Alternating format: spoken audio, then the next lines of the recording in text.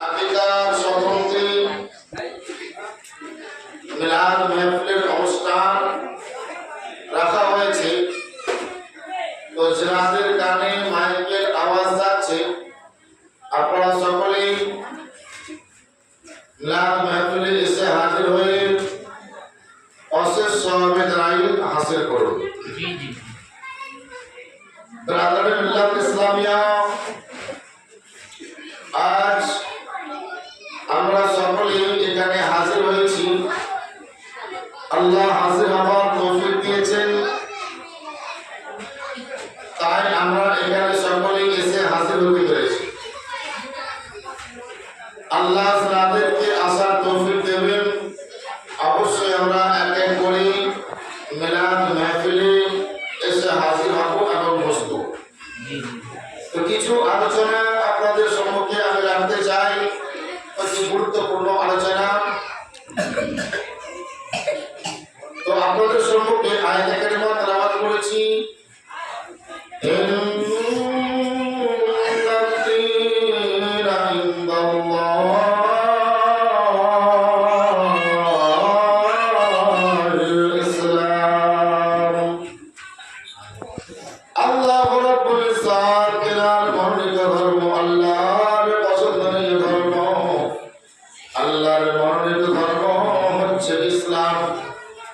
আল্লাহ আমাকে আপনাকে আমাদেরকে সকলকে দয়া করে মায়া করে ইসলামের মধ্যে দাখিল করেছেন। আল্লাহ আমাদেরকে সকলকে মুসলমান করে মুসলমান বানিয়ে এই দুনিয়ার বুকে প্রেরণ করেছেন। আমরা সকলে যদি আল্লাহর শুকরিয়া আদায় করি, আমরা সকলেই যদি আল্লাহর শুকরিয়া করতে থাকি, আল্লাহর শুকরিয়া যদি আমরা সকলে আদায় করি, দুনিয়ার সমস্ত কাজগুলোকে, দুনিয়ার সমস্ত গাছের কাঠগুলোকে যদি গরম বানিয়ে নিই এবং পৃথিবীর সমস্ত পানিকে যদি কালি রূপে ব্যবহার করি, আর যদি আল্লাহর শুকরিয়া আদায় করতে থাকি, আল্লাহর শুকরিয়া আপনি আদায় করবেন, দুনিয়ার সমস্ত গাছপালা শেষ হয়ে যাবে, দুনিয়ার সমস্ত পানি শেষ হয়ে যাবে, আমার আল্লাহর শুকরিয়া আদায় শেষ হবে না। সুবহানাল্লাহ, সুবহানাল্লাহ। আল্লাহর শুকরিয়া আদায় করে আপনি আমি কেউ শেষ করতে পারবো না। আল্লাহর অশেষ রহমত, আল্লাহ দয়া করে মায়া করে আমাকে আপনাকে আমাদেরকে এত সুন্দর একটা দুনিয়ার মধ্যে পাঠিয়েছেন। এই দুনিয়ার ভালোবাসা, দুনিয়ার মায়া মহব্বতে আমরা সকলে রয়েছি বাবা। এই দুনিয়ার মহব্বত আমাদের অন্তরের মধ্যে, আমাদের হৃদয়ের মধ্যে আল্লাহ রেখেছেন। দুনিয়ার মধ্যে ভালোবাসা আল্লাহ আমাদেরকে দিয়েছেন। তো ব্রাদার, আজকে যে আকিকা হয়েছে, এই আকিকা সম্বন্ধে দু চারটে কথা আলোচনা করি, তারপরে ইনশাআল্লাহ আমার বক্তব্যকে আগে নিয়ে যাব। অতি গুরুত্বপূর্ণ। তো এই আকিকা হচ্ছে জানের একটা সত্তা। আকিকা হচ্ছে জানের একটা সত্তা। ইন্না দীনা ইনদাল্লাহিল ইসলাম, তুমি মুসলমান হয়েছো, আল্লাহর মনোনীত ধর্ম ইসলাম। আল্লাহ আমাদেরকে মুসলমান করেছে, আমরা মুসলমান হয়েছি। তো মুসলমান হয়ে জন্মাও, যে কোনো বাড়িতে জন্ম নেওয়ার পর নিয়ম হচ্ছে 7 দিনের মাথায় তোমার বাড়িতে যে বাচ্চা জন্ম নেবে, ছেলে হোক চাहे মেয়ে, তার আকিকা করে দাও। বলো সুবহানাল্লাহ, সুবহানাল্লাহ। আকিকা করে দাও 7 দিনের মধ্যে। যদি ছেলে হয়, ছেলের তরফ হইতে 2টো ছাগল বা 2টো খাসি। যদি মেয়ে হয়, মেয়ের তরফ হইতে 1টা খাসি বা 1টা ছাগল। যদি গরু হয়, একটা গরুর মধ্যে 7টা ভাগ, যেমন কুরবানির মধ্যে আমরা নিয়ম করে থাকি। ছেলের জন্য 2 ভাগ, মেয়ের জন্য 1 ভাগ। এই আগেকার নিয়ম হচ্ছে 7 দিনের মধ্যে করে দাও, এবং এই মাংসগুলো গরিব মিসকিনের মধ্যে বিলি করো। নিজের আত্মীয় স্বজন যারা রয়েছে তাদেরকে দাও, তাদের সঙ্গে ভাগ বন্টন করে তোমরা খাওয়া দাওয়া করো। নিজের ফ্যামিলি নিয়ে তোমরা আগেকার মাংস খাও, তোমরা খুব সুন্দর ভাবে আকিকাকে পালন করো। আর যদি তোমাদের ক্ষমতা হয়ে থাকে, যে ছেলে এবং যে মেয়ের নামে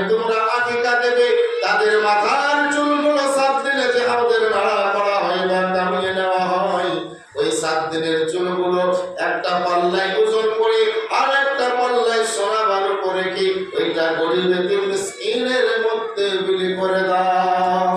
সুবহানাল্লাহ। এটা হচ্ছে আকিকার সঠিক একটা পদ্ধতি। বেশক এখন আমরা যদি 7 দিনের মধ্যে না পারি, জীবনের মধ্যে যে কোনো সময় আপনি আকিকা দেবেন, আপনার আকিকা আদায় হয়ে যাবে। যে কোনো সময় আপনি আকিকা দেবেন, আপনার আকিকা আল্লাহ কবুল করে নেবে। এবং আকিকা যদি দেওয়া হয়, আপনার জানের মধ্যে, আপনার পানের মধ্যে যদি কোনো মুসিবত থাকে, আপনার জানের মধ্যে যদি কোনো পরেশানি থাকে, আল্লাহ রাব্বুল ইজ্জাত ওই আকিকার বদৌলতে আপনার জানকে হেফাজত করবে। সুবহানাল্লাহ সুবহানাল্লাহ। আকিকা হচ্ছে জানের একটা সদকা। আকিকা প্রত্যেকটা মানুষকে করা দরকার, প্রত্যেকটা মা বাবার এটা কর্তব্য তার ছেলে মেয়েদের তরফ হইতে আকিকা দেওয়া। আমার নবী মুহাম্মদুর রাসূলুল্লাহ সাল্লাল্লাহু তাআলা আলাইহি ওয়াসাল্লাম নবী আমার আকিকা করেছেন, আকিকা দেখিয়েছেন, আকিকার নিয়ম আমাদেরকে দিয়েছেন। এই আকিকা খুবই গুরুত্বপূর্ণ একটা বিষয়। এই আকিকা খুবই গুরুত্বপূর্ণ একটা বিষয় আমাদের জন্য, যে তোমরা আকিকা করে নাও। জীবনের মধ্যে যে কোনো সময় তোমরা আকিকা করে নাও। এই আকিকা সিস্টেম এবং কুরবানির সিস্টেম দুটোই হচ্ছে একই রকম। মাংস দিক থেকে বা মশালা কিন্তু একই রকম মশালা রয়েছে। আকিকার মাংস কি করতে হবে, কুরবানির মাংস কি করতে হবে, একই রকম মশালা রয়েছে। এর মধ্যে কোনো অসুবিধা কিন্তু নেই। আল্লাহ রাব্বুল ইজ্জাত আমাদেরকে এত সুন্দর করে এই পৃথিবীর মুখটা দেখিয়েছেন। আল্লাহ আমাদেরকে মুসলমান করে, বাবা মুসলমান করে জন্ম দিয়েছেন, মুসলমান করে আমাদেরকে পাঠিয়েছেন। আল্লাহর নবী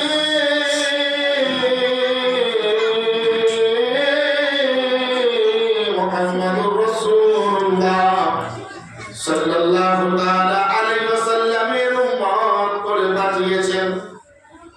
আল্লাহ রাব্বুল ইজ্জাত তিনি জানিয়েছেন যে আমি আমার প্যারা দোস্ত, আমি আমার নবী, আমি আমার বন্ধুকে এতটা মহব্বত করি। যেই নবী মুস্তাফার উম্মত আমাদেরকে আল্লাহ বানিয়েছেন, যেই নবীর উম্মত আমার জন্য অন্য নবীগণেরা কত আরজি করেছেন। আমরা তো আল্লাহকে কিছু বলিনি, আল্লাহর কাছে কিছু চাইনি, তারপরেও আল্লাহ আমাদেরকে দয়া করে আখেরি নবীর উম্মত বানিয়েছে। সুবহানাল্লাহ সুবহানাল্লাহ। কিয়ামতের ময়দানে হাসরের প্রান্তরে সমস্ত নবীরা তারা দাঁড়িয়ে থাকবে, সমস্ত নবীরা আমার নবীর চেহারার দিকে তাকিয়ে থাকবে, সমস্ত নবীরা আমার নবীর দিকে তাকিয়ে থাকবে। কোন নবী শাফাআত তখন করবে না। সর্বপ্রথম শাফাআত হিসাবে আমার আপনার নবীকে আল্লাহ হুকুম দেবেন। আমার নবী সর্বপ্রথম শাফাআতকারী হবে।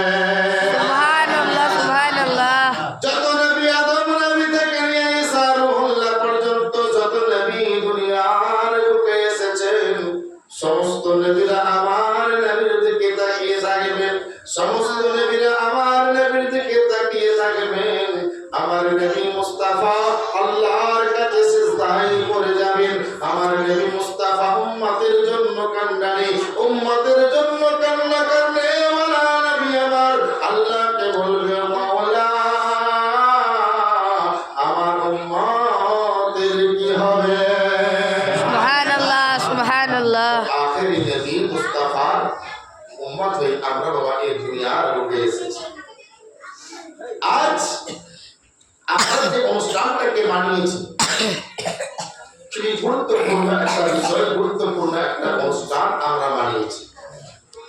কিন্তু যদি আল্লাহ আমাদেরকে তৌফিক না দেয়, তো আমরা একটা কদমও আগে কিন্তু বাড়াতে পারবো না। কথা বলে ঠিক না? ঠিক।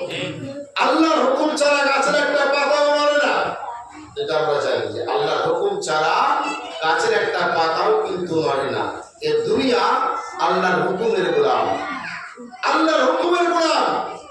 আল্লাহ যাকে যেটা হুকুম করে দেবেন সঙ্গে সঙ্গে হুকুম পালন হয়ে যাবে। আল্লাহ রাব্বুল ইজ্জাত গাছকে যদি হুকুম করে গাছ নিজের কাজে করে যাবে, মাছকে যদি হুকুম করে মাছ নিজের কাজে করে যাবে। দুনিয়ার বুকে সমস্ত কিছু হচ্ছে আমার আল্লাহর ইশারায়। আমার আল্লাহ রাব্বুল ইজ্জাত এই দুনিয়াকে পুরো বিশ্ব ব্রহ্মাণ্ডকে তৈরি করে আমার আল্লাহ রাব্বুল ইজ্জাত পুরো দুনিয়ার বুকে নিজের রাজত্ব রেখেছেন। আল্লাহর হুকুম ছাড়া দুনিয়ার কোনো কাজ হয় না। আজকে আমরা এই বাড়িতে যে হাজির হয়েছি এটাও আল্লাহর হুকুম রয়েছে। আল্লাহর যদি হুকুম না থাকে কেউ কারোর বাড়ি যেতে পারে না। আমার আল্লাহ যাকে যেখানে বানাবেন আমার আল্লাহ রাব্বুল ইজ্জাত মানুষকে যতটা ভালোবাসে আমার আল্লাহ তার বান্দাদেরকে যতটা ভালোবাসে আমার আল্লাহ তার হুকুম মোতাবেক বান্দাদেরকে ভালোবাসার পরে বান্দাদেরকে বলে বান্দা আমি তোমাদেরকে বড় মায়া করে বানিয়েছি, আমি তোমাদেরকে বড় দয়া করে বানিয়েছি, আমি আল্লাহ তোমাকে এত মায়া করে বানিয়েছি। আমি আল্লাহ চাই তুমি আমাকে রাজি করে নাও, আমার নবী মুস্তাফাকে রাজি করে নাও। আমি আল্লাহ তোমার জন্য জান্নাতকে রেখেছি। দুনিয়ার সমস্ত জিনিস আল্লাহর হুকুম মানে,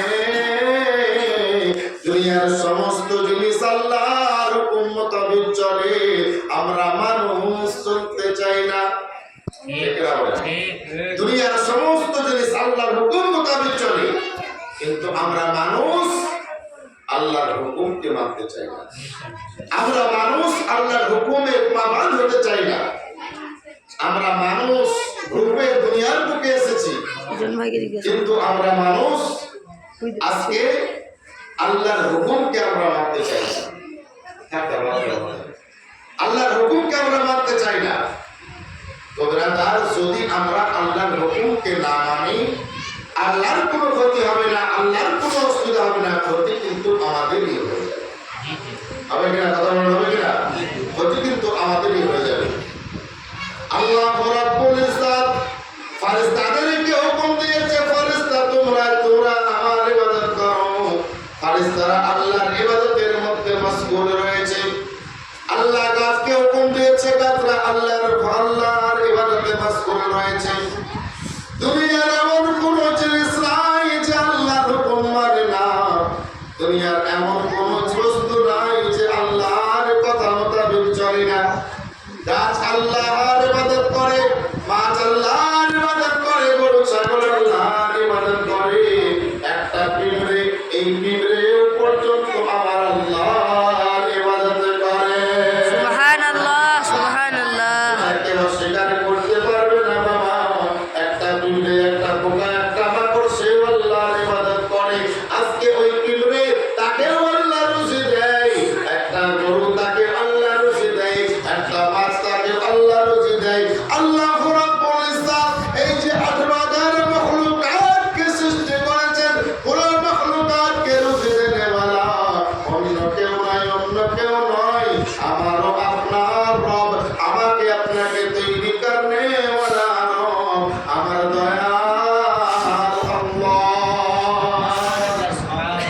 আল্লাহ রাব্বুল ইজ্জাত আমাদেরকে বাবা বানিয়েছে, আমাদেরকে এই পৃথিবীর মুখ দেখিয়েছে। তো সমস্ত জিনিস আল্লাহর ইশারায় চলে। এই দুনিয়ায় আল্লাহ যদি না চাই আপনি আমি বা আমরা একটা মিনিটও বাঁচতে পারবো না, একটা মিনিটও বাঁচতে পারবো না। কারণ আল্লাহর যখন হুকুম হয়ে যাবে আপনাই কিন্তু চলে যেতে হবে। যেমন সাদ্দাত যে জান্নাত বানিয়েছে, সাদ্দাত যে জান্নাত মানে নিজে একটা জান্নাত তৈরি করেছে দুনিয়ার লোক। মনে করেন এই বাড়িটা হাসু ভাই বানিয়েছে, তো হাসু ভাই এত সুন্দর করে বাড়ি তৈরি করেছে এবং কিছু করেছে, সব কিছু নিজের অর্থ উৎপাদন করেছে। এখন আল্লাহর যদি হুকুম না হয় বা আল্লাহর যদি হুকুম না থাকে হাসু ভাইয়ের ক্ষমতা আছে এই বাড়িতে বাস করতে পারবে না, এক মিনিটও থাকতে পারবে না। কারণ আল্লাহ যদি না চায় তুমি কখনোই করতে পারবে না। তো সাদ্দাত যে দুনিয়ার বুকে জান্নাত বানিয়েছিল, জান্নাত সাদ্দাত বলে শুনে শুনে আসছি আল্লাহর নাকি জান্নাত রয়েছে, আল্লাহর জান্নাত রয়েছে, জান্নাত। সাদ্দাত বলে না, জান্নাত আমি দুনিয়ার বুকে তৈরি করব, আমি বিশ্ব মানুষকে দেখিয়ে দেব, দেখো আমি দুনিয়ার বুকে জান্নাত বানিয়েছি। আচ্ছা বলে এটা সম্ভব? এটা সম্ভব না, কিন্তু সে বানিয়েছে, সে নিজের জান্নাত বানিয়েছিল। সাদ্দাত একটা বিশাল বড় জান্নাতের মতো একটা মহল তৈরি করে, মহলটাকে তৈরি করে জান্নাতের মতো সাজিয়েছে। সাদ্দাত জানে, সাদ্দাত সে পড়েছে জান্নাতের মধ্যে মানুষের যদি একবার মনে হয়ে যায় আমি এই ফলটা খাবো, শুধু মনে আসবে আর আমার আল্লাহ সঙ্গে সঙ্গে তার মুখের সামনে এনে দেবে। সুবহানাল্লাহ, সুবহানাল্লাহ।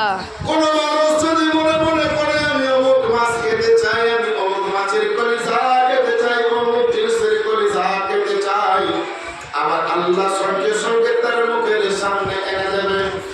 জান্নাতের মধ্যে না পেচ্ছাপ লাগবে, না পায়খানা লাগবে, না পুরো হবে না, কোনো কিছু হবে। জান্নাতের মধ্যে না আপনার বয়স বাড়বে, না জান্নাতের মধ্যে গ্যাস হবে না, অম্বল হবে না, জান্নাতের মধ্যে পেট বাড়বে। আছে না? দুনিয়ার মধ্যে একটু বেশি খেলে আমাদের অসুবিধা হয়ে যায়। একাকে চুরি যার সাথে বলছে এক একজন দুবার দুবার করে খেয়েছে, এখন ভালো লেগেছে খেয়েছে, অনেকজন খেয়েছে, কেউ দুবার খেয়েছে, কেউ বলছে বিরিয়ানি চাইতে খিচুড়িই ভালো হয়েছে। এক একজন এক এক রকম রয়েছে, কিন্তু খাওয়ার পরেও আমাদের একটা ভয়। কিরকম?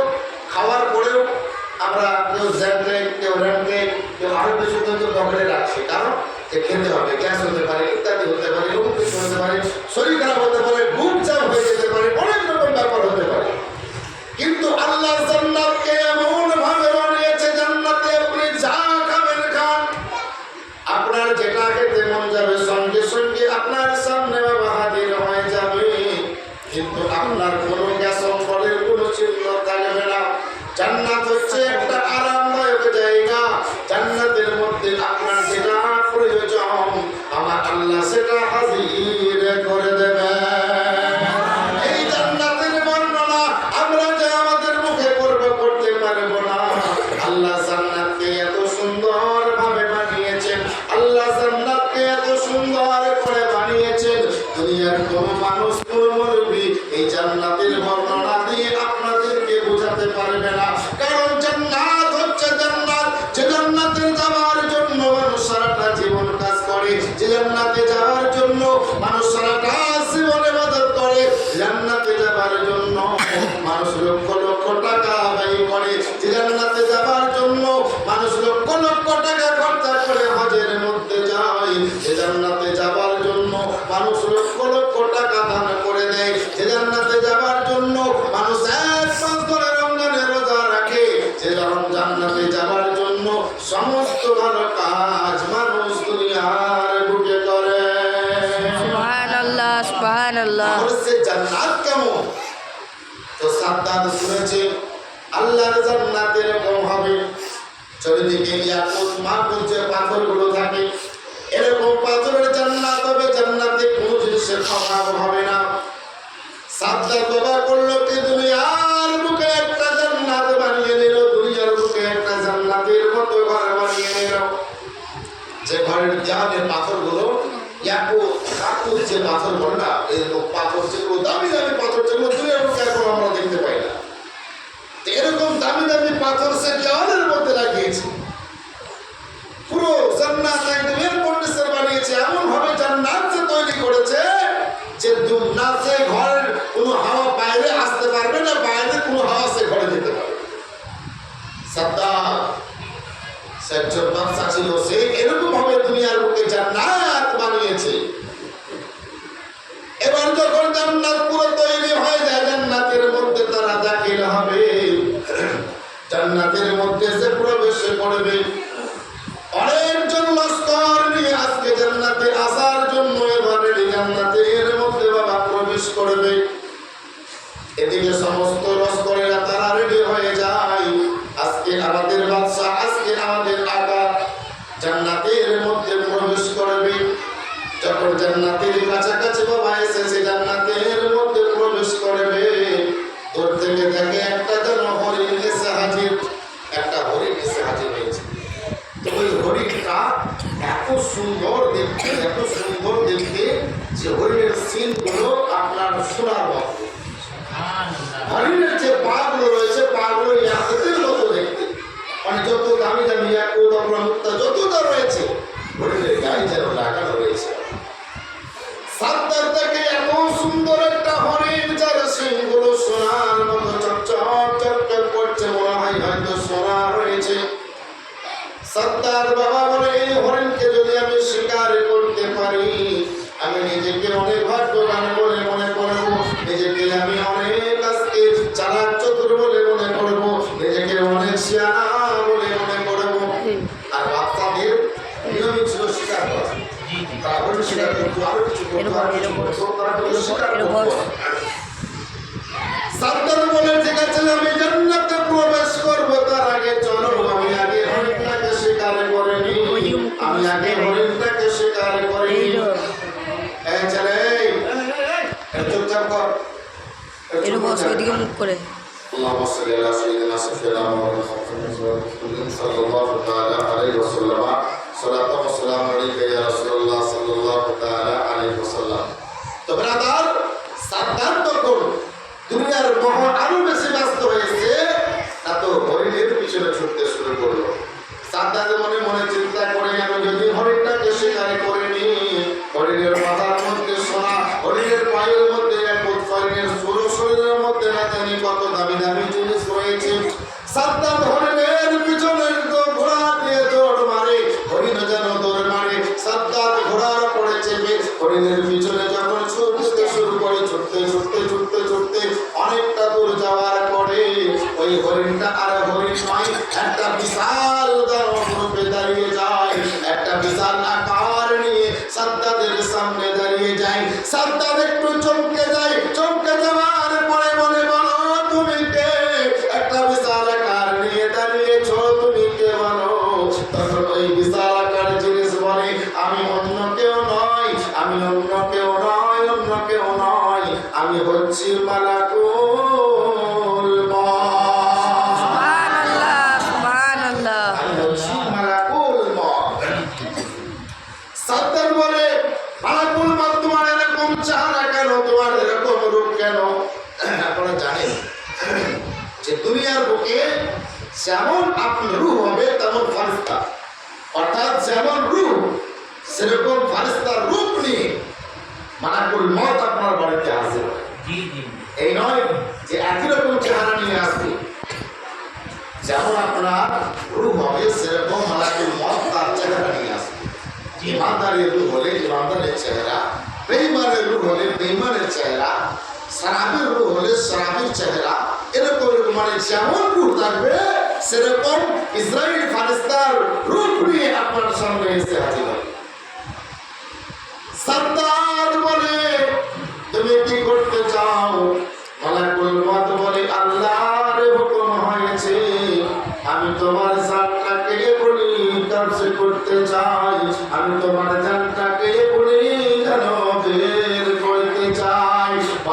সাদ্দার বলে না না না, এখনই আমার মৃত্যু দিও না, আমি দুনিয়ার বুকে আল্লাহর সঙ্গে চ্যালেঞ্জ করি আমি জান্নাত বানিয়েছি, যে জান্নাত আল্লাহ বানিয়েছে ওই জান্নাত আমি দুনিয়ার বুকে বানিয়েছি, আমাকে একবার জান্নাতে ঢুকতে দাও, আমি একবার জান্নাতে দেখতে চাই আমার জান্নাত কেমন হয়েছে, আমি এখনো জান্নাতে প্রবেশ করিনি, একবার আমাকে প্রবেশ করতে দাও, একবার আমাকে জান্নাতের মধ্যে ঢুকতে দাও, আমাকে একবার জান্নাতের মধ্যে ঢুকতে দাও। মালাকুল মউত বলে না না না, আল্লাহ তোমার মৃত্যুকে সময় নির্ধারিত করেছে, এই মৃত্যুর সময় থেকে একটা মিনিট অধিক হবে না, একটা মিনিট অধিক হবে না, তোমার নির্ধারিত সময়ে তোমার রূহটাকে আমি কবজ করে নেব, তোমার রূহটাকে আমি কবজ করে নেব। তখন সাদ্দার বলছে আমাকে একবার সময় দাও, আমি একটু ঘোরা থেকে নেমে একটু মানে একটা পা ভিতরে রেখে বা কিছুটা ভিতরে গিয়ে আমি জান্নাত থেকে দেখেই চলে আসবো, তারপরে বলুন তুমি কবজ করবে।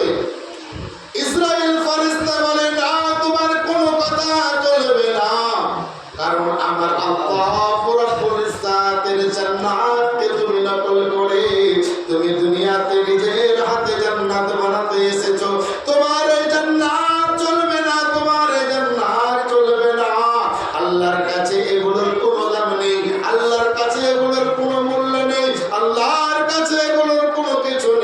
তোমার ওটাকে বের করা হবে। সাদ্দাত তখন ঘোড়া থেকে তাড়াতাড়ি নামার চেষ্টা করলো, আমি একটু জান্নাতকে যেন দেখতে চাই। একটা পা ঘোড়ার লাগাম থেকে নিচে দেবে এমতো অবস্থায় মালাকুল মউত সাদ্দাতের রূহটাকে কবজা করে নিল। রূহটাকে কবজা করে নিল। দুনিয়ার বুকে জান্নাত বানালো, কিন্তু জান্নাত দেখতে জান্নাত তার নসিব হলো না। কারণ কারণ এই দুনিয়ার মালিক হচ্ছে আমার আল্লাহ। দুনিয়ার মালিক হচ্ছে কে? আল্লাহ। দুনিয়ার মালিক হচ্ছে আমার আল্লাহ। আল্লাহ যা চায় আল্লাহ তাই করে, কিন্তু তুমি যা চাবে তাই করতে পারবে না। এই দুনিয়া আল্লাহর গোলামিতে ব্যস্ত, এই দুনিয়া আল্লাহর গোলামিতে রয়েছে, তোমার গোলামিতে কেউ। তুমি মানুষ, তুমি আল্লাহর বান্দা হয়ে তুমি আজকে আল্লাহর গোলামিতে থাকতে চাও না, কিন্তু দুনিয়ার সমস্ত জিনিস আল্লাহর গোলামিতে বাবা ব্যস্ত হয়েছে। দুনিয়ার সমস্ত জিনিস আল্লাহর গোলামিতে রয়েছে, যার জন্য তাদের কোনো অসুবিধা হয় না। আমরা মানুষ আজকে আল্লাহর গোলামিতে নাই, যার জন্য আমাদের এতটা খারাপই। আজকে ও সাদ্দাত যে দুনিয়ার বুকে বিশাল জান্নাত বানালো, জান্নাতে প্রবেশ করতে পারলো না, জান্নাতে সে ঢুকতে পারলো না, তার মৃত্যু হয়ে গেল। এবং আল্লাহর তরফ হইতে ফেরেশতারা এসে ওই পুরো জান্নাত যা বানিয়েছিল দুনিয়াতে সব মাটির মধ্যে ধ্বংস করে, মাটির মধ্যে লুটিয়ে দিল, মুহূর্তের মধ্যে সব শেষ, একদম ধ্বংস করে দিল। তাহলে আপনি বলেন, আমি বলি যে আমরা যে দুনিয়ার বুকে রয়েছি, আমাদেরকে ধ্বংস হতে একটা মিনিট সময় লাগবে? কথা বলেন, একটা মিনিট সময় লাগবে? একটা মিনিটও সময় লাগবে না বাবা। আমরা সঙ্গে সঙ্গে কিন্তু শেষ হয়ে যেতে পারি। আমরা এখনই রয়েছি, এখনই আমরা ধ্বংস হয়ে যেতে পারি। আমরা এখন জীবিত রয়েছি, এখনই আমরা মরে যেতে পারি। আল্লাহ পুরোপুরি জাত এই দুনিয়ার বুকে না জানি কত আদম জাতকে পাঠিয়েছেন, আরো কত আদম জাত সামনে চলে গিয়েছে, আরো কত আদম জাত দুনিয়ার বুকে আসবে, আর কত আদম জাত কবরের মধ্যে চলে যাবে। সব কবরের মধ্যে চলে যাবে। শুধু সময়ের অপেক্ষা, শুধু সময়ের অপেক্ষা। আপনি দুনিয়ার বুকে যেটা করবেন সেটাই আপনার থেকে যাবে, বাকি কিছুই থাকবে না। কিন্তু আমরা বাবা এই দুনিয়ার বুকে দুনিয়া করে, আমরা এই দুনিয়া করে আমরা পাগল হয়েছি, বাড়ি বাড়ি করে আমরা পাগল হয়েছি। তাই সাই বলতে আছেন, বাড়ি বাড়ি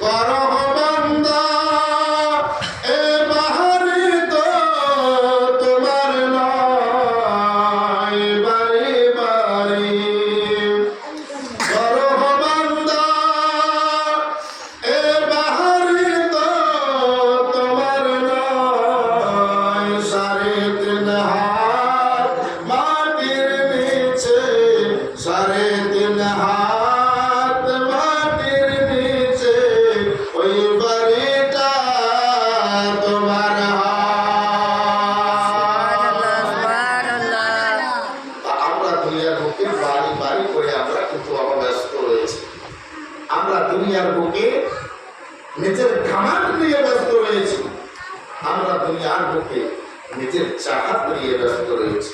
আমরা এই দুনিয়ার বুকে আল্লাহকে ভুলে বসে আছি, আল্লাহ রাসূলকে ভুলে বসে আছি, আল্লাহর পয়গম্বরকে ভুলে বসে আছি, সঠিক পথকে আমরা ভুলে বসে আছি। আল্লাহুম্মা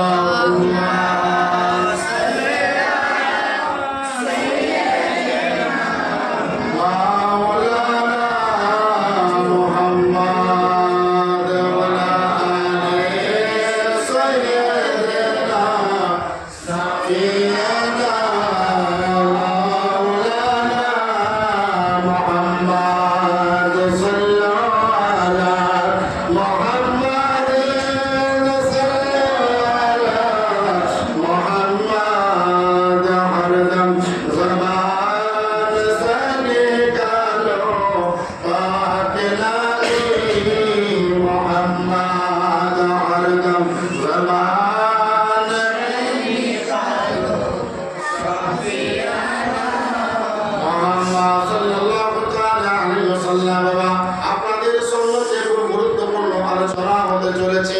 আমরা সকলে যে দুনিয়া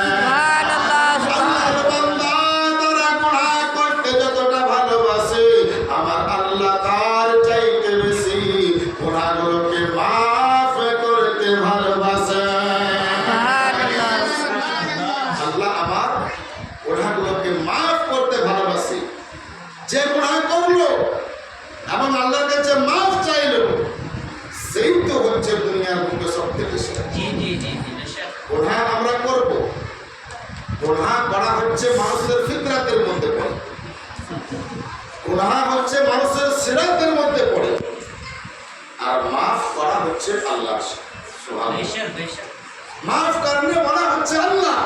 সুজানে দ্বারা সুজা চুপ কথা এমন কোন মানুষ নেই। মাথা লড়বি না। এই রাজু বাংলাতে বলছি তোরা দিয়ে লেগে তুমি বলো। তো আমরা গুনাহ আমরা অনেক করব, মাফ কিন্তু করবে আমার আল্লাহ, যদি আমরা মাফ চাইতে পারি। জি জি জি আমরা গতকালকে জালসায় শুনেছি, খুব সুন্দর উনি বক্তব্য দিয়ে আমাদেরকে বোঝানোর চেষ্টা করলেন যে যাই করো না কেন আল্লাহর কাছে মাফ চাও এবং কবরকে স্মরণ করো। বুঝলেন কিনা? উনি বোঝাতে চান, খুব সুন্দর বোঝালেন। এবং সঠিক পথে তোমরা চলো। আমরা শুনেছি, মোটামুটি করে আমরা শুনেছি, কতটা মনে রেখেছি কতটা মনে রাখেনি সেটা ব্যাপার নয়, কিন্তু উনি আমাদেরকে বোঝানোর চেষ্টা অনেকটা করেছেন, আমরা যথেষ্ট পরিমাণ বোঝার চেষ্টা করেছি। তো এখনো যদি আমরা অনেক গুনাহের মধ্যে ডুবে রয়েছি, দুনিয়ার বুকে আমরা গুনাহের মধ্যে ডুবে রয়েছি। আজকে দেখেন কিছু সাহাবীদের জীবনে চলে আসেন, হযরতে বিলাল রাদিয়াল্লাহু তাআলা আনহু, যে সাহাবীর কথা যদি মানুষ বলে, যে সাহাবী নবীর প্রেমে এতটা পাগল ছিল, নবীর প্রেমে এতটা পাগল ছিল, নিজে আজকে যখন ইসলাম ধর্ম গ্রহণ করে, যখন কালেমা দিয়ে বলা ইলাহা ইল্লাল্লাহু মুহাম্মাদুর রাসূলুল্লাহ, যখন কালেমা পাঠ করেছে, মানুষের তার উপরে কত অত্যাচার করে, হযরত বিলালের উপরে মানুষ অত্যাচার করে, মানুষের তার পিঠের মধ্যে আঘাত করে, গরম বালুর মধ্যে শুইয়ে দেয়, গরম তাপে বালুর মধ্যে শুইয়ে দেয়, না জানি তাকে কত অত্যাচার করে, তার পিঠের মধ্যে ফোঁসা পড়ে যায়, তার পিঠের মধ্যে যেন কত আঘাত করে, কত যন্ত্রণা করে। হযরত বিলালকে বলে, বিলাল তুমি কলমা ছেড়ে দাও। বিলাল বলে, না না না, আমি সব ছাড়তে পারি, আমি নবীর কলমা ছাড়তে পারি না, নবীর কলমায় আমি ছাড়তে পারি না। হযরত বিলালকে আঘাত করে, আর আঘাত করতে করতে যখন তারা ক্লান্ত হয়ে যায় আবার ছেড়ে দেয়, আবার পরের দিনে আঘাত করে, তারা আঘাত করে ক্লান্ত হয়ে যায়। আমার বিলালের মুখে আল্লাহ আল্লাহ রাসূলের কলমা বন্ধ হয় না। তারা আঘাত করে যায়, আর বিলাল হাসতে থাকে, বিলাল হাসতে থাকে, বিলাল হাসতে থাকে, বিলাল হাসতে থাকে। জিজ্ঞাসা করনে ওরা জিজ্ঞাসা করে, ওগো বিলাল,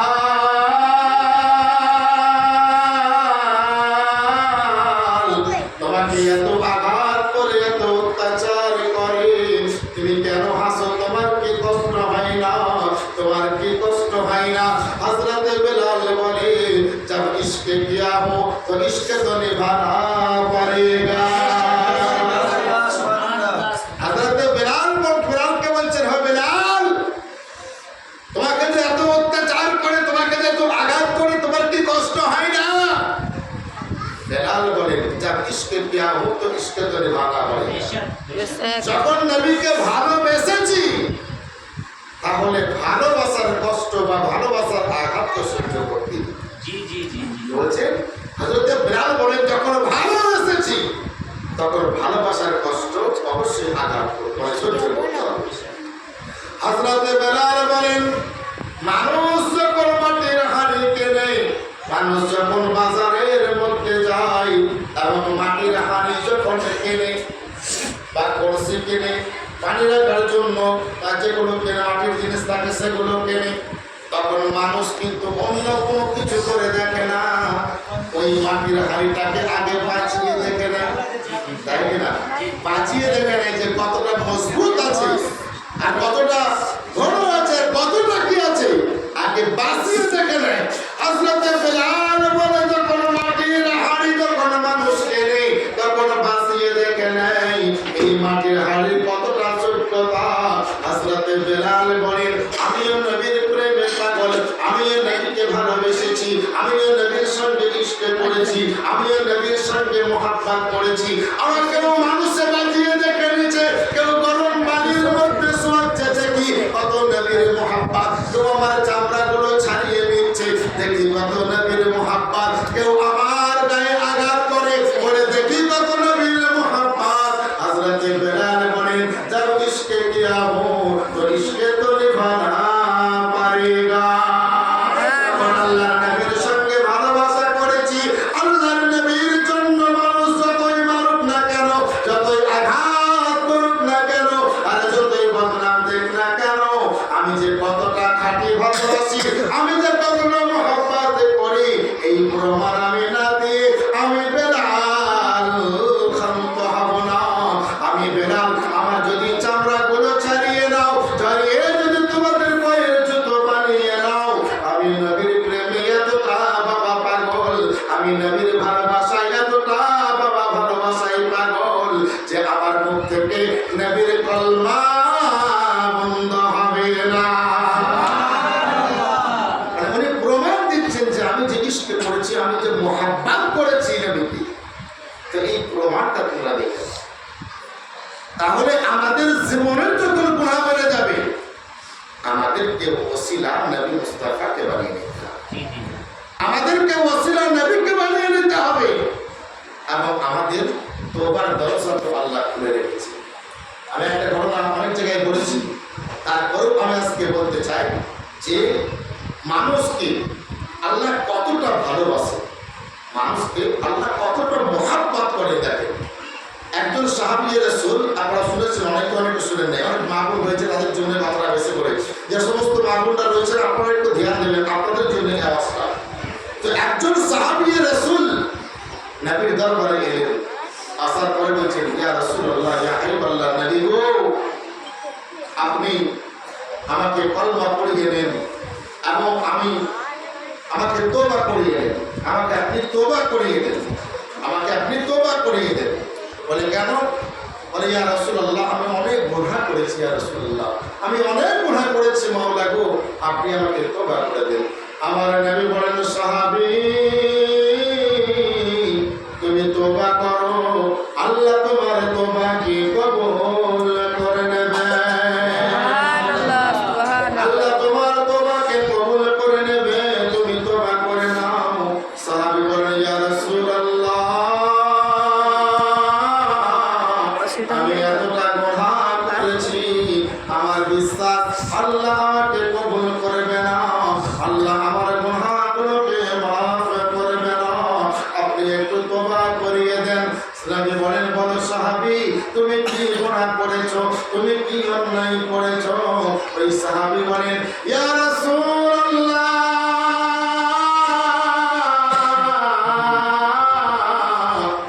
আমি যে অন্যায় করেছি আমি মুখ থেকে বর্ণনা করতে পারি না, অনেক আমি অন্যায় করেছি, আমার বলেন বলো তুমি কি অন্যায় করেছ? ওই সাহাবী বলেন ইয়া রাসূলুল্লাহ, আপনি জানেন এই আরবের মধ্যে যত মানুষ ইন্তেকাল করে, যত মানুষ মারা যায়, আমি প্রত্যেকটা মানুষের জানাজার মধ্যে শামিল হই, আর শামিল হওয়ার পরে আমি দেখি কোন জায়গায় তার মাটি দিচ্ছে, মাটি দেওয়ার পরে যখন সন্ধ্যা নেমে আসে, আমি সন্ধ্যায় যাই, ওই কবরের মাটিগুলোকে সরিয়ে দিই, এবং মানুষের যে লাশ সম্বল 3টে কাপড়, তাই কি না? মানে মানুষের কটা কাপড়? 3টে কাপড় না? 3টে কাপড়, মেয়েদের 5টা আর ছেলেদের 3টে কাপড়। ওই সাহাবী বলেন ইয়া রাসূলুল্লাহ,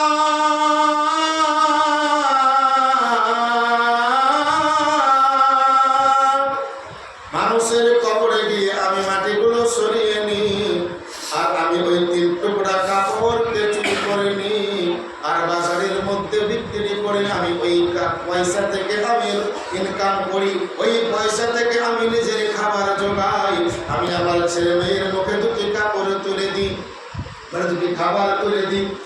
আল্লাহর নবী বলেন ও সাহাবী, তুমি এত খারাপ কাজে লিপ্ত, মানুষের শেষ সম্বল 3টে কাপড়, মানুষ দুনিয়া থেকে কিছু নিয়ে যেতে পারবে না, তার মুখের যে ময়লা, সে ময়লাগুলো মানুষ ছাড়িয়ে নেবে। কথা বলেন ঠিক না?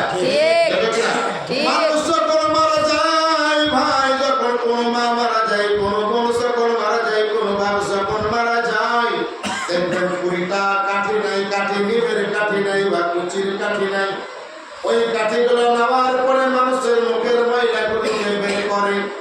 আর তুমি ময়লাটাও নিয়ে কবরে যেতে পারবে না। মাত্র 3 টুকরা কাপড়, মেয়েদের 5 টুকরা কাপড়। আল্লাহর নবী বলেন, ও আল্লাহর বান্দা, তুমি বলো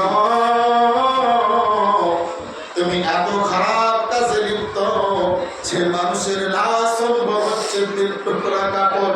এই 3 টুকরা কাপড়কে তুমি ছাড়নি, তুমি কবর থেকে 3 টুকরা কাপড় চুরি করে বাজারে বিক্রি করেছো। এত নিচে তুমি কি করে নামতে পেরেছো?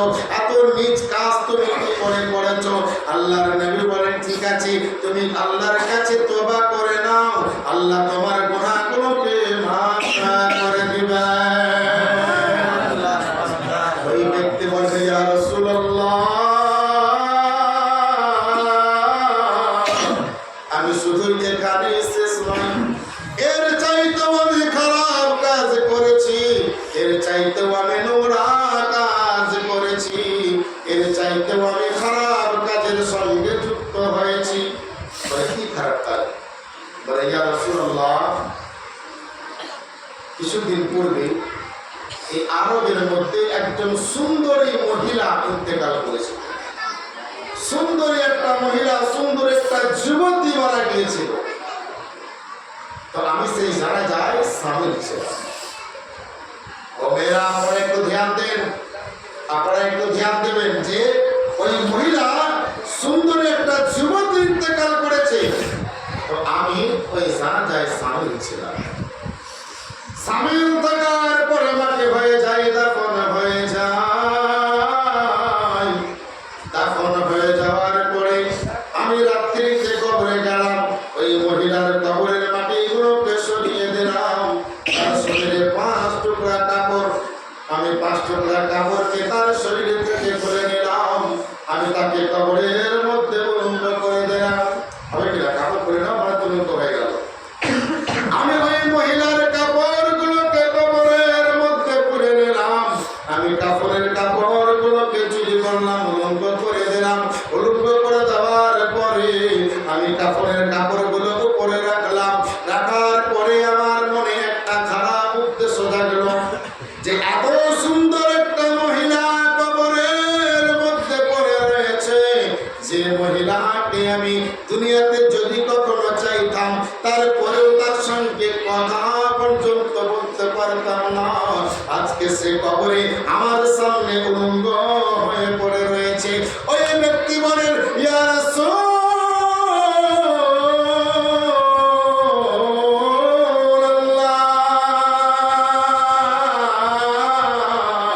আমার মনের মধ্যে খারাপ বাসনা চলে আসে। আমি কবরের মধ্যে ওই মহিলার সঙ্গে খারাপ কাজে যুক্ত হলাম। আমি কবরের মধ্যে ওই মহিলার সঙ্গে জিনার মধ্যে লিপ্ত হলাম এবং আমি কবর থেকে উঠতে শুরু করলাম। হঠাৎ করে যেন কবর থেকে আওয়াজ আসে, আর ওই মহিলা বলতে থাকে, ওগো আল্লাহর বান্দা,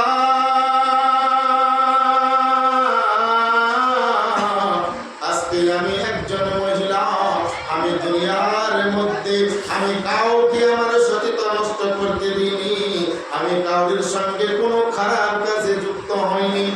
কিন্তু আজকে আমি মরে যাওয়ার পরে আমি কবরে চলে এসেছি। কিন্তু কবরে আসার পরে তুমি আমার সঙ্গে খারাপ কাজে যুক্ত হয়েছ, আর তুমি আমার সঙ্গে খারাপ কাজ করেছ। আমি আল্লাহর আদালতে বিচার দিলাম।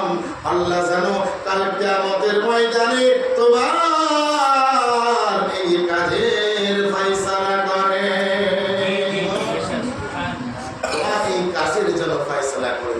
আল্লাহর নবী বলে, হে আল্লাহর বান্দা, তুমি এতটা খারাপ কাজে যুক্ত হয়েছ, তুমি এতটা খারাপ কাজের সঙ্গে যুক্ত হয়েছ যে মানুষ মরে যাওয়ার পরে তার শেষ সম্বল কাপড়টা তুমি ছিনিয়ে নিয়েছো। তার শেষ সম্বল কাপড় নেওয়ার পরে কবরের মধ্যে মৃত মেয়ের সঙ্গে তুমি জিনা করেছো, মৃত যুবকের সঙ্গে তুমি খারাপ কাজে যুক্ত হয়েছো।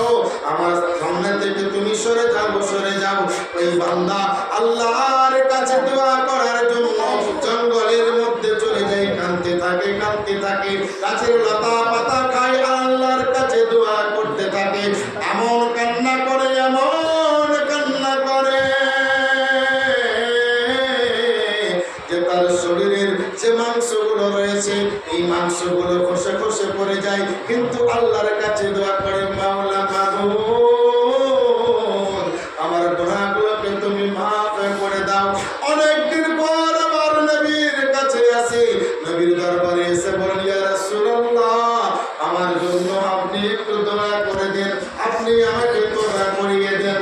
আমার নবী বলেন, তুমি আবার আমার কাছে এসেছো, তুমি আবার আমার দরবারে এসেছো। জিবরিল আমিন বলেন, ইয়া রাসূলুল্লাহ এই বান্দা এত কান্না করেছে, এত কান্না করেছে, আজকে তার শরীরের মাংসগুলো গলে গলে পড়ে যায়, তাও আল্লাহর কাছে নিজের গুনাহের জন্য কাঁদে, আল্লাহর কাছে নিজের গুনাহের জন্য ফরিয়াদ করে। আমার আল্লাহ রাজি হয়েছে, ইয়া রাসূলুল্লাহ আপনি তাকে তওবা করিয়ে দেন। আমার আল্লাহ তার বান্দাদেরকে কতটা ভালোবাসে একবার চিন্তা করেন। আমার মতো মানুষের গুনাহ, আমার খারাপ কাজের কথা যদি আমার ছেলে জানতে পারে, আমাকে বাপ বলে ডাকবে না। কথা বলেন ঠিক কিনা? কথা বলেন ঠিক কিনা? আমার যে গুনাহের কাজ রয়েছে, আমি যে খারাপ কাজের সঙ্গে যুক্ত রয়েছি, যদি আমার বিবি জানতে পারে, আমার বিবি বলবে তোমাকে আমার স্বামী হিসাবে দরকার নাই, তুমি আমাকে তালাক দিয়ে দাও। বলবে কিনা? বলবে কিনা? আমি যে খারাপ কাজের সঙ্গে যুক্ত রয়েছি, যদি আমার বাপ জানতে পারে, আমার বাপ বলবে যা তোকে আমি 300 পুত্র করে দিলাম, আমার ঘর থেকে তুই বেরিয়ে যা। আমার বাপের কথা যদি গ্রামের মানুষ জানতে পারে, গ্রামের মানুষ আমাকে গ্রাম থেকে তাড়িয়ে দেবে। কথা বলেন ঠিক কিনা? কথা বলেন ঠিক না? মুখে মানে মুখোশ, মুখোশ, এই যে আমাদের সামনেটা একটা মুখোশ, মুখোশ না বলেন, সামনে আমরা সবাই মুখোশ পরে দাঁড়িয়ে রয়েছি।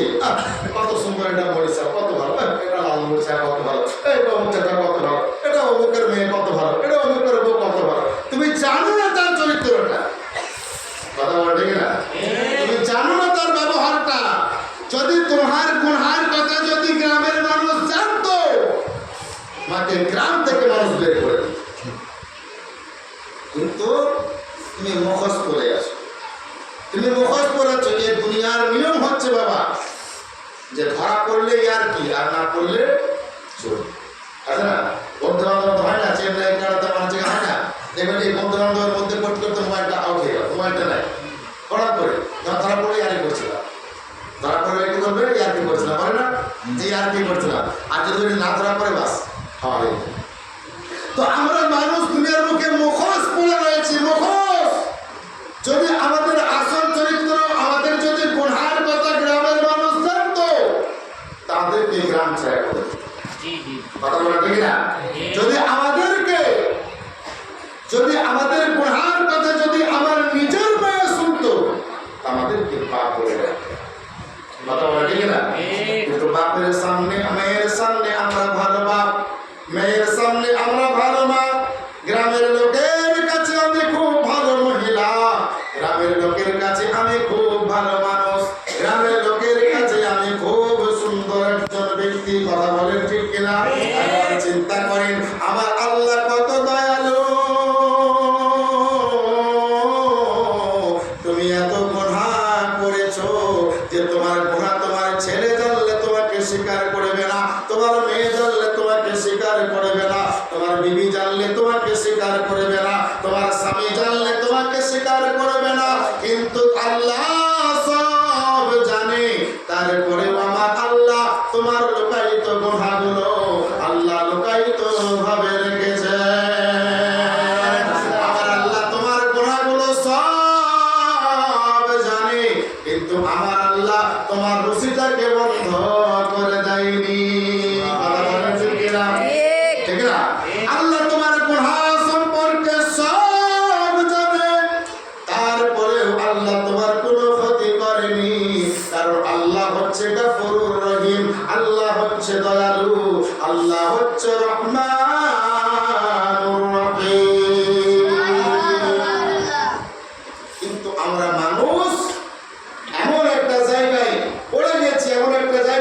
বলছি যে আমরা সকলে নিজেকে সাধু বলে মানে প্রচার করতে চাই। ও বলছে আমি ভালো, ও খারাপ, ও বলছে আমি ভালো, ও খারাপ, মানে একে অপরকে আমরা দেখতে চাই। নিজের বিচার আমরা কেউ কখনো করি না, করি কেউ, আমরা নিজের বিচার কেউ আমরা কেউ করি না। আমরা সকলে পরের বিচার করতে চাই, ও কি করছে, ও কি করছে, ও কি করছে। দেখবেন একজন মৌলানা যদি মনে করে কথা কথা বলছে, আমি মনে করেন যদি কখনো মোবাইল নিয়ে বাড়ির মধ্যে বা ঘরের মধ্যে বা বক্তব্যের মধ্যে যদি কখনো কোনো কিছু দেখি, হয়তো মনে করেন দেখতে দেখতে একটা গানই হয়তো দেখছি, আমি মনে করেন সংসারে গান দিচ্ছি, তোমার চরম করে এই মিলন ভাই মতো কিছু মানুষ বলে কি বলবে জানেন তো, মৌলবী যদি গান শুনে তা আমরা কেন গান শুনবো না, বলবে না যে মৌলবী যদি গান শুনে তা আমরা কেন গান শুনবো না, বলবে। কিন্তু মিলন এটা বলবে না যে মৌলবী আমার ছোট ভাই, মানে আমার বেটার বয়সী, ও যদি দাঁড়িয়ে রাখে তো আমি কেন দাঁড়িয়ে রাখবো না, এটা এরা কিন্তু বলবে না, এরা কখনোই বলবে না। আবার বলে মৌলবী যদি এত স্টাইল করে দেয় তো আমরা কেন যাবো না।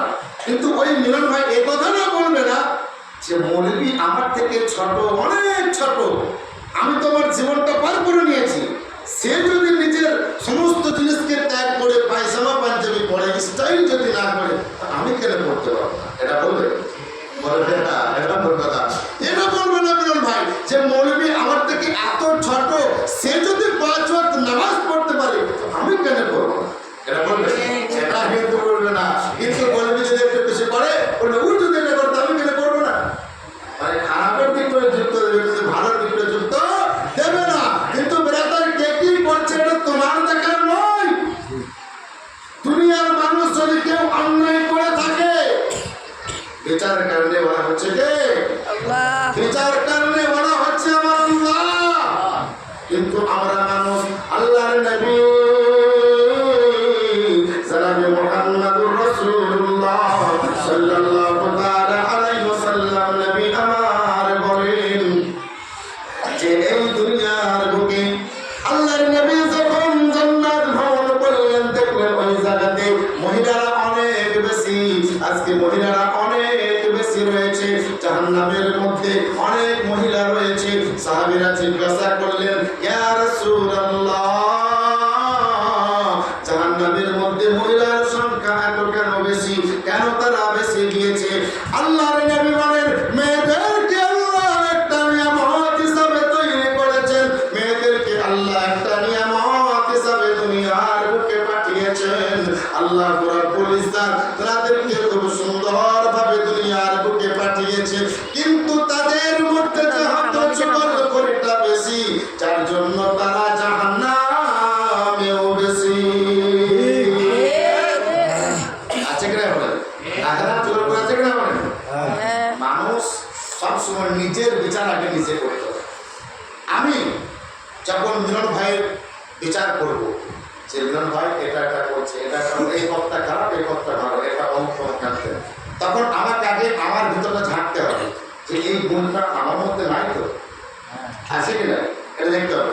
নবীর দরবারে একজন মহিলা এলেন, আসার পরে নবী একটা বাচ্চাকে নিয়ে এলো, আসার পরে বলছে ইয়া রাসূলুল্লাহ, ইয়া হাবিবাল্লাহ, নবী গো এই বাচ্চাটা মিষ্টি খেতে চায়, খুব মিষ্টি খেতে চায় ইয়া রাসূলুল্লাহ, কিন্তু আমার তো এত সামর্থ্য নেই যে আমি তাকে মিষ্টি জিনিস খাওয়াবো, মানে আমার তো এত টাকা পয়সা, এখন তো আল্লাহ দিয়েছে সকলের বাড়িতে সব কিছু, ও বলছে আমাকে দেখ, ও বলছে আমাকে দেখ, ও বলছে আমাকে দেখ, আছে কিনা বলে ওই কিসের কাম নাই।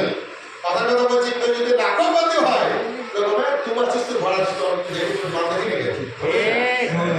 তুই আছিস আমার কাছে তুই ডিমান্ড চলবে এরকম আছে। কিন্তু ওই মহিলা নবীর দরবারে গিয়ে নবীকে বলছে ইয়া রাসূলুল্লাহ, এই বাচ্চাটা মিষ্টি জিনিস খেতে চায়, কিন্তু আমার তো কোনো সামর্থ্য নেই যে আমি তাকে মিষ্টি জিনিস খাওয়াবো, ইয়া রাসূলুল্লাহ আপনি একটু বাচ্চাটাকে মানা করে দিন, সেজন্য মিষ্টি জিনিসটা একটু কম খায়, একটু যেন কম খায়, আমার কাছে আমার সামর্থ্য নেই। আল্লাহর নবী উনি বললেন ঠিক আছে তুমি কিছুদিন পরে এসো। কিছুদিন পরে গেলেন, যাওয়ার পরে এই নবী আমার নবী মুস্তাফা ওই বাচ্চাকে বলেন ও বাচ্চা তুমি বেশি মিষ্টি খেতে চেও না,